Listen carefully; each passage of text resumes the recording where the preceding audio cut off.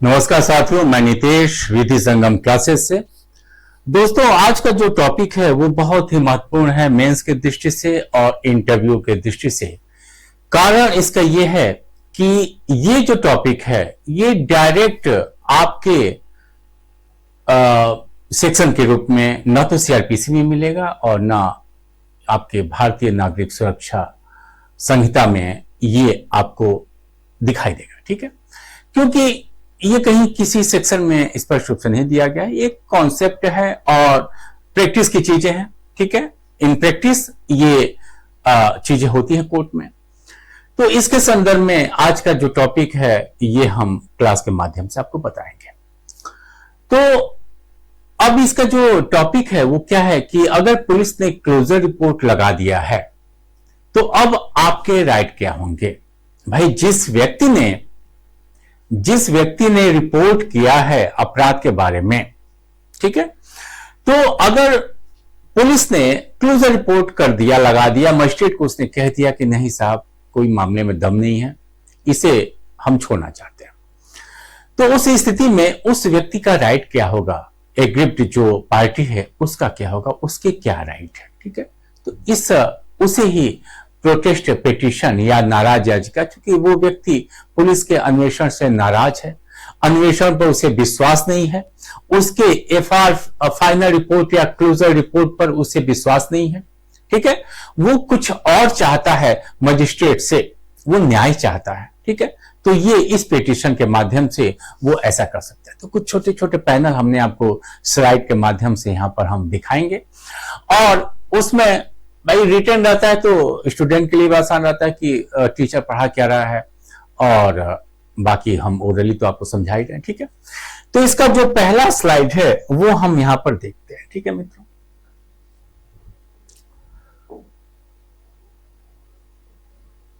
हाँ, तो ये जो इसका स्लाइड है वो ये कह रहा है कि a formal objection filed by A complainant. ठीक है, यानी कि ये जो राइट है वो किसका है, कंप्लेनेंट का राइट है। कंप्लेनेंट का राइट है कि वो अगर फाइनल रिपोर्ट से असंतुष्ट है या पुलिस के अन्वेषण से असंतुष्ट है तो वो ऐसा एक फॉर्मल ऑब्जेक्शन का अर्थ ये है कि उसे फॉर्मली मजिस्ट्रेट को ऐसा देना पड़ेगा।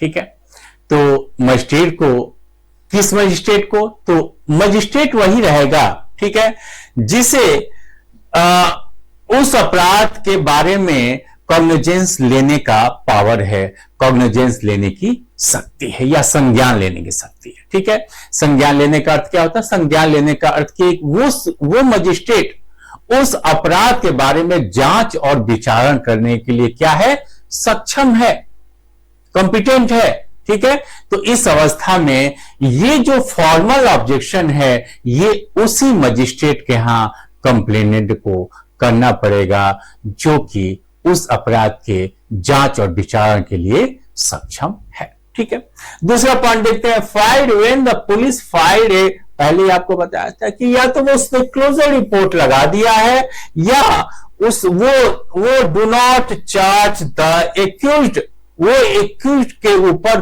कोई भी चार्ज नहीं लगाता है, उसके अनुसार उसके हाथ बिल्कुल पाक साफ है, उस पर कोई भी ऐसा एलिगेशन जो लगाया गया है वो कहीं से भी जायज नहीं है, कोई भी साक्ष्य नहीं है या उसके विरुद्ध कोई भी शक का कोई भी गुंजाइश पुलिस को प्राप्त नहीं हुआ है। ठीक है, उसके बाद से challenge the finding of the investigation. कुल मिलाकर अगर उसने फाइनल रिपोर्ट, भाई जो ये कंप्लेनेंट है वो किस लिए गया था, कंप्लेनेंट तो इसलिए गया था कि इस पर चार्जशीट लगाया जाए, इस पर मुकदमा चले, इसका विचार हो, लेकिन अन्वेषण पुलिस का सही नहीं है कंप्लेनेंट के अनुसार, क्योंकि पुलिस ने क्या लगा दिया है, क्लोजर रिपोर्ट लगा दिया है। ठीक है, नेक्स्ट इसका देखते हैं क्या है, इसका लीगल बेसिस क्या है। ठीक है, ये भी हम जानते हैं कि इसका लीगल बेसिस क्या है। तो स्पष्ट रूप से हमने पहले ही आपसे बोला कि सीआरपीसी में इसका कोई भी जिक्र नहीं है, ठीक है। लेकिन न्यायिक जो पूर्व निर्णय है, ठीक है, न्यायिक पूर्व निर्णयों में इसका जिक्र हमेशा ही होता रहा है, या इन प्रैक्टिस, ठीक है, वकालत या जो जुडिशियल प्रैक्टिस है उसमें इसका उपयोग हमेशा ही होता रहा है, ठीक है। पहले कहा था कि ये फॉर्मल ऑब्जेक्शन कहां होगा, यस, सेक्शन 190 सीआरपीसी या ये सेक्शन 210 भारतीय न्याय सुरक्षा संहिता 2023, ठीक है। या तो सीआरपीसी की जो पुरानी धारा है 190 सीआरपीसी, वही बदल कर क्या हो गई है 210 भारतीय नागरिक सुरक्षा संहिता, जिसके अंतर्गत मजिस्ट्रेट को संज्ञान लेने की पावर दिया गया है, ठीक है। मजिस्ट्रेट इसे एक्सेप्ट कर सकता है, रिजेक्ट कर सकता है या डायरेक्ट कर सकता है। किसे? पुलिस अधिकारी को। पुलिस अधिकारी को डायरेक्ट वो बोल सकता है कि फर्दर इसको इन्वेस्ट किया जाए, इसका इन्वेस्टिगेशन किया जाए, ठीक है। फर्दर यानी कि अतिरिक्त अन्वेषण आप इसका करो, क्योंकि जो कंप्लेनेंट है वो संतुष्ट नहीं है, ठीक है। एक केस था गुजरात वाला, जो हबीबुल्ला जाहिरा शेख का जो केस था, उसमें पुलिस ने जो भी रिपोर्ट लगाया उससे वो संतुष्ट नहीं थी और उसने सुप्रीम कोर्ट में तक वो जब गई तो सुप्रीम कोर्ट ने फर्दर इन्वेस्टिगेशन का आदेश दिया था, ठीक है। तो ये फर्दर इन्वेस्टिगेशन का जो आदेश है मित्रों, ये क्या है, ये उसी रिपोर्ट का भाग है जो पुलिस अधिकारी भेजती है किसको, मजिस्ट्रेट को अन्वेषण के पश्चात, उसी का ये भाग है, ठीक है। फॉर्मेट वही रहेगा, उसी फॉर्म में फर्दर इन्वेस्टिगेशन का भी रिपोर्ट जाता है, ठीक है। तो ये याद करने के याद करने के दृष्टि से देख लीजिएगा, 190 सीआरपीसी में संज्ञान लेना और नए वाले में 210 बीएनएसएस, ठीक है। तो इसके अंतर्गत ये दिया है। नेक्स्ट जो इसका देखते हैं, इसका ओवरव्यू ऑफ एफआईआर, एक इसके प्रोविजन, ये प्रोविजन कहां से आया, ठीक है। तो एक इसका मोटा मोटा एक खाका हम पहले जान लेते हैं, तो इससे आपको बेहतर तरीके से चीजों को समझने में आसानी रहेगी। जैसे कि एफआईआर होता है, ठीक है। किसी भी अन्वेषण के लिए आप जानते हैं कि पहला काम क्या होता है, एफआईआर करना, ठीक है। पुरानी धारा में 154 के अंतर्गत एफआईआर होता था, ठीक है। एफआईआर में क्या है कि पुलिस अपना काम करती है, अन्वेषण करती है। भाई आप जाते हैं एफआईआर लिखवाने, तो वो उसको अन्वेषण वो करता है कि ठीक है मामले में दम है कि नहीं है, 154 में जब आप एफआईआर लिखवाते हैं। इसके अतिरिक्त क्या है कि ये जो पावर है अन्वेषण की, ठीक है, पुलिस को एक तो खुद अन्वेषण का पावर है, इसके अलावा जो पुरानी सीआरपीसी थी 156(3), उसमें भी मजिस्ट्रेट को ये पावर था, न्यायिक मजिस्ट्रेट को, कि अगर पुलिस ने एफआईआर नहीं लिखा या वो अन्वेषण से इनकार करती है किसी कारण, ठीक है, तो आप न्यायिक मजिस्ट्रेट के यहां चले जाइए कंप्लेनेंट के रूप में चले जाइए। तो मजिस्ट्रेट आपके कंप्लेंट पर संज्ञान लेने से पहले याद रखिएगा कि अभी मजिस्ट्रेट ने कॉग्निजेंस नहीं लिया है आपके परिवार पर, ठीक है। वो और देखिए, कुल मिलाकर न्यायपालिका के पास अन्वेषण का कोई मशीनरी तो है नहीं, ठीक है। तो वो कुल मिलाकर पुलिस पर ही डिपेंड है, ठीक है। तो अगर आप परिवार के रूप में गए कि साहब एक अपराध हुआ है, ऐसी बातें, और हम चाहते हैं कि आप इस पर जुडिशियल एक्शन लें, जुडिशियल प्रोसीडिंग शुरू करें, तो उस स्थिति में मजिस्ट्रेट भी चाहेगा कि इसका कुछ अन्वेषण किस एजेंसी के पास जाएगा, पुलिस के पास, ठीक है। तो 156(3) पुराने वाले में, अभी आपको नेक्स्ट पैनल में हम आपको स्लाइड में बताएंगे कि ये धारा नए वाले में क्या क्या हो गया, ठीक है। अब चूंकि फिलहाल तो अभी पुराना ही आपके भी दिमाग में घूम रहा होगा, ठीक है। तो 156(3) के अंतर्गत मजिस्ट्रेट भी इंपावर्ड है कि पुलिस को वो डायरेक्ट करे कि ऐसा है कि एफआईआर रजिस्टर करो और अन्वेषण शुरू कर दो, ठीक है। तो ये अन्वेषण शुरू करेगा। अब या तो पुलिस खुद अन्वेषण शुरू करे या मजिस्ट्रेट के डायरेक्शन पर वो अन्वेषण शुरू करे। ठीक है, दोनों ही अवस्था में जो फॉर्मेट रहेगा वो पुराने वाले सेक्शन में वो 173(2) के तहत वो अपना सबमिट करेगा। ठीक है, रिपोर्ट अपना, जिसे आप क्या कहते हैं, पुलिस रिपोर्ट कहते हैं। ठीक है, पुलिस रिपोर्ट आप कहते हैं। इसे फाइनल क्या, इसको आप लिख लीजिएगा पुलिस रिपोर्ट। ठीक है, ये आपका पुलिस रिपोर्ट है, पुलिस रिपोर्ट। ठीक है, तो ये आपका पुलिस रिपोर्ट है जिसे यहां पर फाइनल गलती से लिख दिया गया। तो वो पुलिस रिपोर्ट पुराने वाले सीआरपीसी के 173(2) के तहत वो सबमिट करेगा अन्वेषण के पश्चात। ठीक है, इसके अलावा अब इस जो वो पुलिस रिपोर्ट मित्रों दे रहा है, ठीक है, इसमें दो बातें हो सकती हैं। या तो वो सेक्शन 169 के तहत वो ये बात मजिस्ट्रेट से लिखेगा पुलिस रिपोर्ट में कि अभियुक्त के विरुद्ध, एक्यूज के विरुद्ध कोई भी एविडेंसेस नहीं मिले हैं या इसके विरुद्ध कोई भी शक हमको नहीं लगा है कि ये किसी अपराध से जुड़ा हुआ है। ठीक है, यानी कि अपराध से जुड़े होने का कोई भी इसके विरुद्ध साक्ष्य मुझे नहीं मिला है। क्लियर, यानी कि वो पुलिस चाहती है कि अभी इसे निर्दोष हम यहां से छोड़ दें, इसके अनुसार, पुलिस के अनुसार। ठीक है, तो इसे ही 169 को ही हम क्लोजर रिपोर्ट कहते हैं या एफआर फाइनल रिपोर्ट कहते हैं। ठीक है, तो अगर क्वेश्चन आता है तो पुराने वाले में, नए वाले में बता रहे हैं आपको। ठीक है, इसके अलावा वो इसी में, इसी फॉर्म में 173(2) के फॉर्म में ही या तो फाइनल रिपोर्ट भेजेगा या तो 170 सीआरपीसी के तहत वो चालान कर देगा, चार्जशीट दाखिल कर देगा। ठीक, चार्जशीट दाखिल करने का अर्थ यह है कि एक्यूज को फॉरवर्ड कर देगा कि हां जो भी है इनके खिलाफ मामला बन रहा है, अब मजिस्ट्रेट साहब को भेज देगा कि आप जानिए आपका काम चले। ठीक है, जांच विचार आप करिए, जो भी आपको करना है। क्लियर है।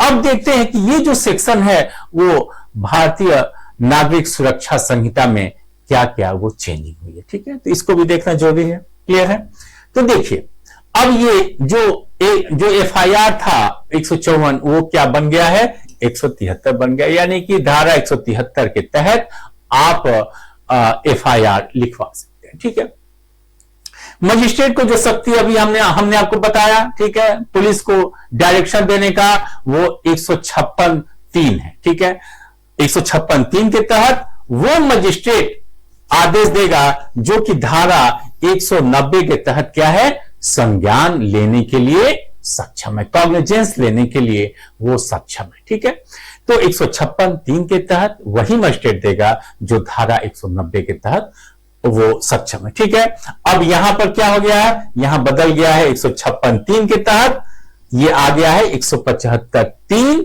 175(3) और ये जो पावर है मजिस्ट्रेट को, यानी कि संज्ञान लेने के लिए शक्ति जो दी गई है या संज्ञान लेने के लिए जो किन परिस्थितियों में मजिस्ट्रेट संज्ञान ले सकता है, वो 190 वाला जो सेक्शन है वो नए अधिनियम में सेक्शन 210 बन चुका है। ठीक है, तो ये चीजें आपको दिमाग में रखनी पड़ेगी क्योंकि नया अधिनियम के साथ साथ पुराने अधिनियम से भी क्वेश्चन आ सकते हैं, इस बात का हमें ख्याल रखना है। ठीक है, तो दोनों अधिनियम को आप मिलाकर पढ़िएगा। पुराना वाला तो दिमाग में है ही। ठीक है, चलिए भाई, वो तो एक कॉन्सेप्ट बन गया, चाहे वकील साहब लोग हो चाहे स्टूडेंट हो, याद तो वही है, पुराना वाला ही, हमको भी वही याद है। नए वाले को क्या है कि अब रटना है, बताना है। भाई समस्या तो है ही, लेकिन अब काम तो काम, भाई हमारा तो काम है कि विधायिका कानून बना है, हम लोग को सिर्फ लागू उसको करवाना है। ठीक है, जज है तो आप जज वकील दोनों का काम यही है। क्लियर है। इसके अलावा अब यहां पर हमने आपको बताया था कि इन्वेस्टिगेशन रिपोर्ट, ठीक है, ये सेक्शन 173(2) जो था वो क्या हो गया है, 193 सब क्लास 1 हो गया है। क्लियर है, 193 क्लास 3 सब क्लास 1। ठीक है, ये जो आपका ये जो इसको आप क्या आप बोलेंगे, इसको पुलिस रिपोर्ट भी आप बोल सकते हैं, अन्वेषण रिपोर्ट या क्या, पुलिस रिपोर्ट। ठीक है, पुलिस रिपोर्ट। तो ये पुलिस रिपोर्ट या अन्वेषण रिपोर्ट इसमें या तो ये इसी फॉर्मेट में जाएगा, ठीक है। ये नए वाले में है, नए वाले में फॉर्मेट, और ये पुराने वाले में फॉर्मेट, ठीक है। अब दोनों ही अगर इस फॉर्मेट में है तो 169 में वो एफआईआर या क्लोजर रिपोर्ट लगाएगा, और इसके अलावा यहां पर लिखा है, और इसके अलावा वो चार्जशीट कहां लगाएगा, धारा 170 के तहत वो चार्जशीट लगाएगा, ठीक है। नए वाले अधिनियम में देखिए, नए वाले अधिनियम में ये जो 169 एफआईआर या क्लोजर रिपोर्ट है वो क्या हो गया है, वो सेक्शन 189 हो गया है, और ये चार्जशीट वाला 170 जो है वो क्या हो गया है, सेक्शन 190 हो गया। तो ये भी आप इन सब चीजों को दिमाग में रखिएगा, क्योंकि अगर आ गया प्रोटेस्ट पिटीशन तो इन सभी धाराओं का आपको उल्लेख करना होगा, तभी आपके नंबर भी अच्छे होंगे, ठीक है। एक सामान्य भाषा में क्लोजर रिपोर्ट लिखकर आप चले आएंगे तो बहुत अच्छे मार्क्स आपको मिलेंगे, ठीक है। इन सब चीजों को समझाइए, प्रावधान को बताइए, ठीक है, क्योंकि ये डायरेक्ट तो दिया नहीं है, कॉन्सेप्ट है, तो ये कॉन्सेप्ट कहां से आया ये आपको बताना पड़ेगा, ठीक है। नेक्स्ट स्लाइड को देखते हैं, राइट ऑफ कंप्लेनेंट, ठीक है।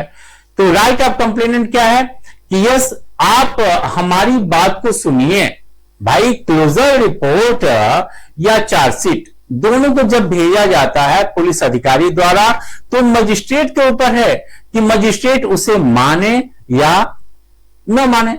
अगर फेंक दे, कहे कि नहीं मुझे विश्वास नहीं है, तुम री इन्वेस्टिगेशन करो, फिर से अन्वेषण करो, ठीक है, या फिर फर्दर करो, कुछ भी करो पुलिस को, क्योंकि अभी मजिस्ट्रेट ने संज्ञान नहीं लिया। याद आप रखिएगा, हमेशा याद रखिएगा कि अभी संज्ञान नहीं लिया है तो पुलिस से चाहे तो 2 बार भी उससे अन्वेषण करवा सकता है, बार बार करवा सकता है, जब तक वो संतुष्ट ना हो जाए, ठीक है। तो अगर क्लोजर रिपोर्ट मजिस्ट्रेट को लगता है कि नहीं इसे स्वीकार करना चाहिए, अन्वेषण में दम है, तो उस स्थिति में ये राइट है किसका, कंप्लेनेंट का, कि yes right to be here, ठीक है। आप हमें सुनिए क्लोजर रिपोर्ट को स्वीकार करने से पहले, ये कंप्लेनेंट का राइट है, ठीक है। Can file a protest petition to present their version, ठीक है, अपनी बातों को, अपनी चीजों को रखने के लिए वो प्रोटेस्ट पिटीशन का वो माध्यम बना सकते हैं, ठीक है।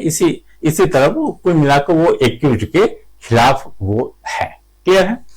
नेक्स्ट इसका स्लाइड हम देखते हैं क्या है, इसका जुडिशियल व्यू क्या है, ठीक है। जुडिशियल व्यू इसका कई है, case Bhagwant Singh versus commissioner of police, ठीक है। तो आगे हम लोग देखते हैं, ठीक है।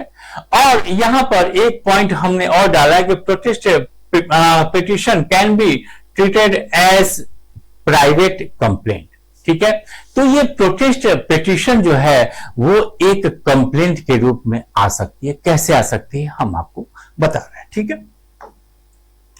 अब देखिए इसका हमने आपको पहले ही कहा था कि मजिस्ट्रेट जब फाइनल रिपोर्ट पाता है तो उसे एक्सेप्ट भी कर सकता है। एक्सेप्ट करने से पहले आपको सुनना पड़ेगा किसे, कंप्लेनेंट को। दूसरा, रिजेक्ट कर सकता है फाइनल रिपोर्ट को, ठीक है। और एक्यूज को क्या कर सकता है, बुला सकता है, एक्यूज को बुला सकता है। उसे फाइनल रिपोर्ट पर विश्वास नहीं है, वो चाहे तो पुलिस डायरी भी मंगा सकता है, पुलिस डायरी के फैक्ट को देख सकता है, ठीक है। प्रोटेस्ट पिटीशन में क्या क्या फैक्ट इसने दिया है कंप्लेनेंट ने, उसको भी वो चेक कर सकता है, ठीक है। चेक अगर करने पर उसे लगता है कि नहीं फाइनल रिपोर्ट में दम नहीं है, ठीक है, तो वो खुद मामले का क्या ले सकता है, कॉग्निजेंस ले सकता है, संज्ञान ले सकता है, और अब वो न्यायिक कार्रवाई आगे बढ़ा सकता है, ठीक है। फाइनल रिपोर्ट को कूड़े में डाल दिया, डायरी मंगाए, पुलिस डायरी, उसके फैक्ट को चेक किया, कंप्लेनेंट की बात सुना जो वो पिटीशन के माध्यम से आया है, सब कुछ सुनने के पश्चात वो अगर चाहे तो खुद मामले का संज्ञान ले लेगा और फिर जांच और विचार आगे शुरू कर देगा, ठीक। या अगर वो चाहे तो हमने आपको पहले ही कहा था कि वो अतिरिक्त अन्वेषण भी करवा सकता है, पुलिस को फिर भेज सकता है, ठीक है, कि जाओ एक बार और तुम कर लाओ, क्लियर है। अब यहां पर देखते हैं कि इसका वास्तव में निष्कर्ष क्या है। ठीक है, तो यहां पर प्रोटेस्ट पिटीशन जो है ये विक्टिम और कंप्लेनेंट के लिए एक प्रकार की शक्ति है, पावर है।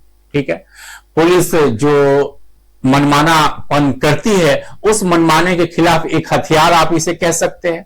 ठीक है, कि दूसरी पार्टी से पैसा लिया और फाइनल रिपोर्ट लगा दिया। जनरली आप सुने भी हैं कि अपराधी ज्यादातर पैरवी करवाना चाहते हैं कि फाइनल रिपोर्ट लग जाए। ठीक है, ठीक है, आप पैरवी कीजिए, लेकिन ये तो हथियार है ही।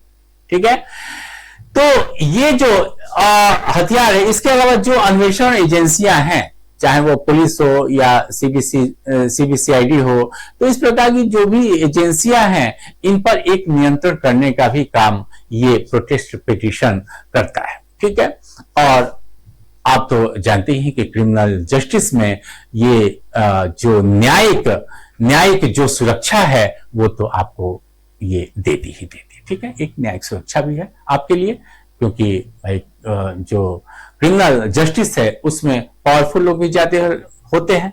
तो ठीक है, आपके पास पावर नहीं है, लेकिन ये तो हथियार आपके पास है। ठीक है, नेक्स्ट इसका देखते हैं कि क्या है। अब कुछ केस आपको हम यहां पर बताते हैं। ठीक है, केस क्या है, इसके पहले एक पॉइंट और थोड़ा सा स्पष्ट हम करना चाहते हैं ताकि कॉन्सेप्ट आपका बिल्कुल एकदम परफेक्ट रहे। कॉन्सेप्ट यह है कि मान लीजिए पुलिस ने फाइनल रिपोर्ट एक्सेप्ट कर लिया। भाई सामान्य तौर पर तो क्या है कि फाइनल रिपोर्ट मजिस्ट्रेट द्वारा स्वीकार करने से पहले ही आपको प्रोटेस्ट पिटीशन डालना होता है। लेकिन अगर मजिस्ट्रेट ने फाइनल रिपोर्ट स्वीकार कर लिया तो अब आपके पास रास्ता क्या है? अब आपके पास रास्ता क्या है? ठीक है, आप जाइए मजिस्ट्रेट से अपनी बात कहिए। ठीक है, अभी आपके पास रास्ते बंद नहीं हुए हैं, रास्ता मजिस्ट्रेट के लिए जरूर बंद हुआ, अभी आपके पास रास्ते खुले हैं, आप प्रोटेस्ट पिटीशन डाल सकते हैं। रास्ता मजिस्ट्रेट के लिए बंद है। ठीक है, मजिस्ट्रेट के लिए आपको तो हमने आपको पहले कहा था कि इसे फाइनल रिपोर्ट सुनने से पहले आप जाइए, लेकिन अगर मजिस्ट्रेट ने उसे स्वीकार कर लिया है तो रास्ते आपके खुले हैं, लेकिन मजिस्ट्रेट के लिए रास्ते बंद हो गए। रास्ता कौन सा बंद हुआ? रास्ता यह बंद हुआ कि अगर फाइनल रिपोर्ट को मजिस्ट्रेट ने स्वीकार कर लिया है तो अब दोबारा वो पुलिस को अन्वेषण, चाहे वो फर्दर हो चाहे हो, दोनों इन्वेस्टिगेशन का जो पावर उसके पास था वो पावर खो बैठता है। अब उसके पास पावर नहीं होता है कि वो पुलिस अधिकारी से कहे कि इस मामले को फिर से तुम देखो, या कुछ और डायरेक्शन दे सकता है कि इस पर ये वाला पॉइंट स्पष्ट नहीं, इस पर फिर से अतिरिक्त अन्वेषण करो। तो ये पावर मजिस्ट्रेट खो बैठता है, लेकिन एक काम मजिस्ट्रेट के लिए अभी भी खुला हुआ है। मजिस्ट्रेट चाहे तो पुलिस डायरी को मंगाएगा और पुलिस डायरी के फैक्ट के आधार पर, याद रखिएगा, वो मामले का खुद कॉग्निजेंस ले सकता है, संज्ञान ले सकता है और जांच और विचार की कार्रवाई आगे बढ़ा सकता है। ठीक है, एफआईआर एक्सेप्ट किया, इसके बावजूद भी जांच और विचार की जो उसकी शक्ति है वो अभी भी बनी हुई है। ठीक है, तो ये कॉन्सेप्ट बहुत महत्वपूर्ण है, ये आप दिमाग में रखिएगा। ठीक है, तो चलिए दो केस हम यहां पर देखते हैं क्लास के माध्यम से। पहला केस था Bhagwant Singh versus commissioner of police and another. ठीक है, ये 1985 का माननीय सुप्रीम कोर्ट का केस था। ठीक है, इस केस को थोड़ा सा हम देखते हैं कि इसका बैकग्राउंड क्या था। तो एक भगवंत सिंह थे, इन्होंने रिट पिटीशन डाला अपने डॉटर के मृत्यु के लिए, जिसका नाम था गुरविंदर कौर। ठीक है, उन्होंने ये पुलिस पर इल्जाम लगाया कि पुलिस ने प्रॉपर तरीके से अन्वेषण का कार्य नहीं किया। ठीक है, और इसमें पुलिस ने यह रिपोर्ट लगाया कि यह मामला किसका है? सुसाइड का है। सुसाइड का है, कोई भी अपराध नहीं हुआ, अपराधी के खिलाफ कोई भी सबूत नहीं, यानी कुल मिलाकर फाइनल रिपोर्ट लगा दिया उसने। फाइनल रिपोर्ट पुलिस ने लगा दिया कि नहीं, जिसके खिलाफ इन्होंने एलिगेशन लगाया है उसके खिलाफ कोई भी हमें साक्ष्य नहीं मिला है, ठीक है। लेकिन फादर ने कहा कि नहीं, इसका मर्डर किया गया है, आप अपराधी का पता लगा, आपके फाइनल रिपोर्ट पर मुझे विश्वास नहीं है, ठीक है। तो सुप्रीम कोर्ट ने क्या यहां पर कहा? सुप्रीम कोर्ट ने यह कहा कि मजिस्ट्रेट को चाहिए, ठीक है, कि वो कंप्लेनेंट या जो भी इंफॉर्मेशन देने वाला व्यक्ति है उसको अवसर दे, उसको हियरिंग का अवसर दे, उसको सुने, ठीक है। नेचुरल जस्टिस भी यही है कि सिर्फ आप एक अन्वेषण एजेंसी के आधार पर आप काम ऐसा नहीं, तो आपको दूसरी पार्टी को, वही नेचुरल जस्टिस भी है ये, ठीक है। दूसरी पार्टी को आपको सुनना पड़ेगा, ठीक है, क्योंकि पुलिस ने क्या कर दिया है, केस को क्लोजिंग करने का या क्लोजर रिपोर्ट उसने दाखिल मजिस्ट्रेट के समक्ष कर दिया है, ठीक है। तो यहां पर मजिस्ट्रेट को इनकी बात को सुनना ही चाहिए, ठीक है। इसके अलावा ये इसका मेन जजमेंट क्या है, ठीक है, तो वही अभी हमने आपको बताया कि ये नेचुरल जस्टिस है, ठीक है। प्राकृतिक न्याय के फेवर में है कि आप बिफोर क्लोजर, यानी कि केस को क्लोज करने से पहले, ठीक है, बिफोर क्लोजर ऑफ केस आपको उस व्यक्ति को नोटिस देनी पड़ेगी, ठीक है। एक क्लोजर रिपोर्ट आया मजिस्ट्रेट के पास, तो मजिस्ट्रेट का ये कर्तव्य है कि जो भी इंफॉर्मर है या जो भी व्यक्ति कंप्लेनेंट है उसे आप सूचना दीजिए, नोटिस दीजिए, ठीक है, और उसे एक चांस दीजिए कि वो अपनी बात को आपके समक्ष कहे, ठीक है। तो ये इन्होंने कहा। और इसके अलावा हमने आपको पहले कहा था कि मजिस्ट्रेट चाहे तो खुद मामले का संज्ञान ले सकता है, क्लोजर रिपोर्ट हो चाहे कोई रिपोर्ट हो, उसे फाड़ने का राइट है, उसे वापस करने का राइट है मजिस्ट्रेट, ठीक है। तो ये आपको ये केस था। दूसरा महत्वपूर्ण केस जो नया केस है 2019 का, ये है Vishnu Kumar Tiwari versus state of UP, 2019 का केस है, ठीक है। इसमें भी पुलिस ने फाइनल रिपोर्ट लगा दिया, ठीक है, और फाइनल रिपोर्ट लगा दिया था। इस केस में दहेज हत्या की बात हुई थी, ठीक है, दहेज हत्या का एलिगेशन लगाया गया था उसके हस्बैंड के ऊपर, और फिर पुलिस ने स्पष्ट बोल दिया कि नहीं, कोई भी केस नहीं बन रहा है, ठीक है। तो इसके खिलाफ एक प्रोटेस्ट पिटीशन डाला गया, ठीक है। अब इसका जो क्वेश्चन उठा था कि क्या मजिस्ट्रेट इस प्रोटेस्ट पिटीशन को एक कंप्लेंट की तरह ट्रीट कर सकता है कि नहीं, ठीक है। कंप्लेंट आप लोग पढ़े भी होंगे, ठीक है, परिवाद जिसे आप हिंदी में कहते हैं, तो इसे कंप्लेंट की तरह वो ट्रीट कर सकता है कि नहीं, ठीक है। तो देखिए पैनल में कुछ बातें, लीगल क्वेश्चन जो उठे थे, ठीक है, कि क्या मजिस्ट्रेट इसे कंप्लेंट की तरह ट्रीट कर सकता है कि नहीं, ठीक है। और जो मजिस्ट्रेट की जो उसका विवेकीय शक्ति है, भाई मजिस्ट्रेट की पावर है फाइनल रिपोर्ट मिलने के बाद कि मजिस्ट्रेट क्या क्या कर सकता है, ठीक है। इसके अलावा जो कंप्लेनेंट है उसे रेमेडी क्या है, वो आगे क्या कर सकता, अगर उसका प्रोटेस्ट पिटीशन भी मजिस्ट्रेट ने रिजेक्ट कर दिया तब उसको राइट किया, ठीक है। तो ये बहुत ही महत्वपूर्ण केस है, इसको भी दिमाग में रखना पड़ेगा विष्णु कुमार वाला, ठीक है। तो सुप्रीम कोर्ट की जो रूलिंग थी वो ये था कि मजिस्ट्रेट बाउंड नहीं है, मजिस्ट्रेट बाउंड नहीं है कि हर एक प्रोटेस्ट पिटीशन को वो परिवार की तरह ट्रीट करे, ठीक है। ऐसा वो क्योंकि जो परिवार की परिभाषा है वो कम से कम फुलफिल होनी चाहिए भाई। अगर उसका प्रोटेस्ट पिटीशन परिवार में आता है, परिवार के शर्तों को पूरा करता है, कंप्लेंट के शर्तों को पूरा करता है, तब तो ठीक है, नहीं तो मजिस्ट्रेट बाध्य नहीं है, ठीक है। और इसके अलावा जो अगर क्लोजर रिपोर्ट पुलिस लगाता है तो ये तो पहले भी क्लियर था कि क्लोजर रिपोर्ट माने या ना पाने ये मजिस्ट्रेट के ऊपर है, ठीक है। वो उसको कोई आप बाध्य नहीं कर सकते, ठीक है। और अगर मजिस्ट्रेट उसको जो प्रोटेस्ट पिटीशन है उसे अगर वो मानता है क्या कंप्लेंट, तो वो जो पुरानी धारा है कौन सी, सुरक्षा संहिता है उसकी जो धारा 223 है उसके तहत वो परिवार के रूप में इसको सुन सकता है। ठीक है, तो क्योंकि प्रोटेस्ट, हमने आपको पहले ही कहा था कि प्रोटेस्ट पिटीशन कंप्लेंट के अनिवार्य शर्तों को पूरा करता है, तभी उसे वो कंप्लेंट के रूप में मानने के लिए मजिस्ट्रेट है, नहीं तो मजिस्ट्रेट बाध्य नहीं। ठीक है, तो बस इसमें क्या क्या होना चाहिए, इसके कंटेंट स्पष्ट रूप से एक एलिगेशन होना चाहिए। ठीक है, आपके पास कुछ साक्षी भी होने चाहिए। ठीक है, और सबसे महत्वपूर्ण बात यह है क्या, प्रेयर फॉर एक्शन।